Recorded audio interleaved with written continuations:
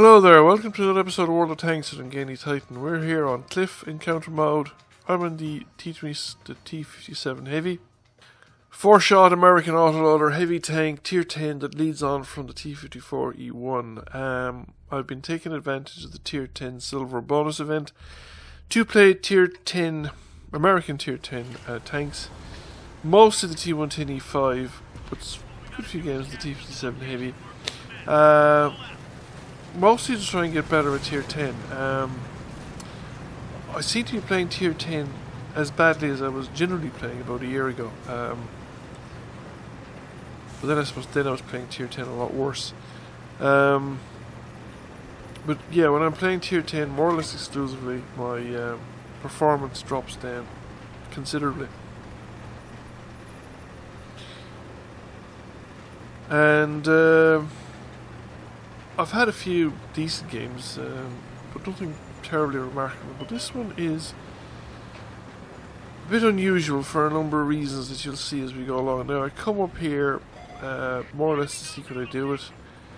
It doesn't work for every tank, and I think it's probably best suited to faster tanks. But what I'm trying to do is get into that hill in front of me, tuck in behind that, before I can be shot at. If you drive around the long way, you take a lot of. You can take flanking fire. Invariably take flanking fire when you're trying to get into this position here. And given that this is an autoloader, I think this is a particularly powerful position for this tank. Now, two of the enemy light tanks have gone up to the lighthouse. And we're only contested by one of ours, and he died very short order. One of our other light tanks has gone all the way around the western side of the lighthouse and has run into enemy tanks and is about to expire.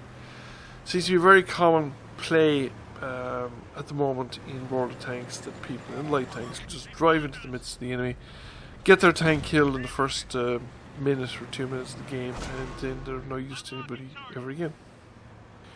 Now, I've managed to track that 113 with his backside sticking out and his gun between, with a rock between me and his gun, which is the best way to do it because then he can't shoot back at me. And I pull back into cover. So we have 6 damaging ribbons so far, all of them direct damage from the shells. We're waiting for the reload, and the enemy are pushing the centre quite hard. They're outnumbering us fairly heavily as well. So I come out, stick my nose out and see what's going on.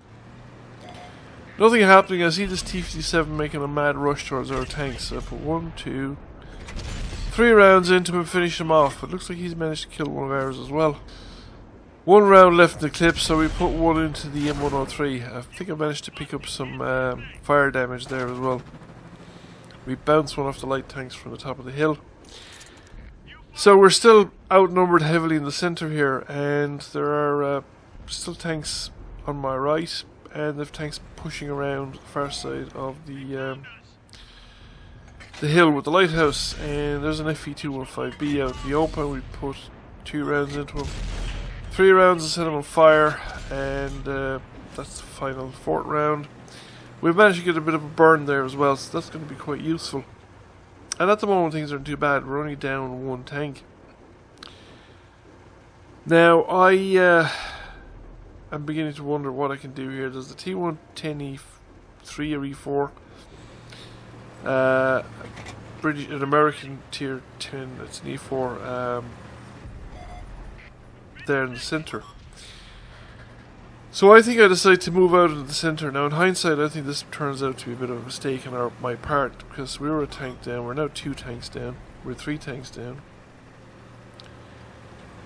I'm now getting into position, and this probably mightn't have been the best position either. I might have been better off, now that I was here, either being a bit more aggressive from around this corner.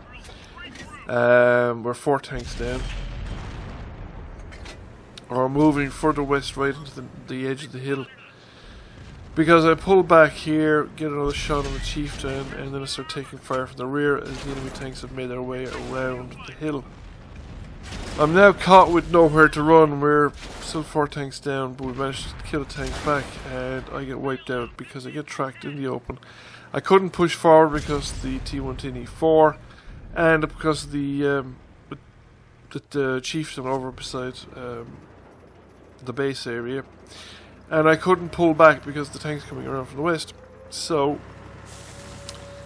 I died, but at this stage we're 6 tanks down, and one of our defenders is actually running away from a defensible location. He comes here to the corner, runs into a Death Star, and gets wiped out.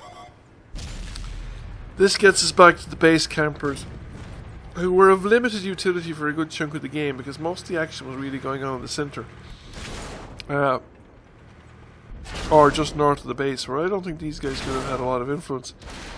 The Object 704 is after getting caught, flanked, tracked. No excuse for not facing the right way, or I'd gotten out of there and into cover. Now's the turn of the Conway. Conway had some excuse for camping back at the base. He's not a very well armoured tank and not a particularly stealthy tank, but the 704 has very good frontal armour. All that's left is the artillery, and the whole position has been unwound and unravelled in less than 6 minutes. Now is where it gets interesting. We've obviously been defeated, but we get to see the final score. So that's a lot of credits. We got a high caliber, we got a 3rd class mastery, we got a sniper medal. But the really interesting one is 7,394 points of damage. 2,500 blocked. We blocked as much as our hit points or more. But 7,394 damage done is, I think, the most damage I've done in a non-Death Star. The FE215B183, which is a tank that can do up to 2,000 points of damage on a single hit. So you could do 7k damage in the Death Star with like 4 penetrating shots. I've done it here with 18 and still managed to lose the game. So thank you for watching. I hope you enjoyed the video, and please give it a like if you did. If you haven't already done so, please consider giving the channel a subscription. I will catch you all again soon, and goodbye for now.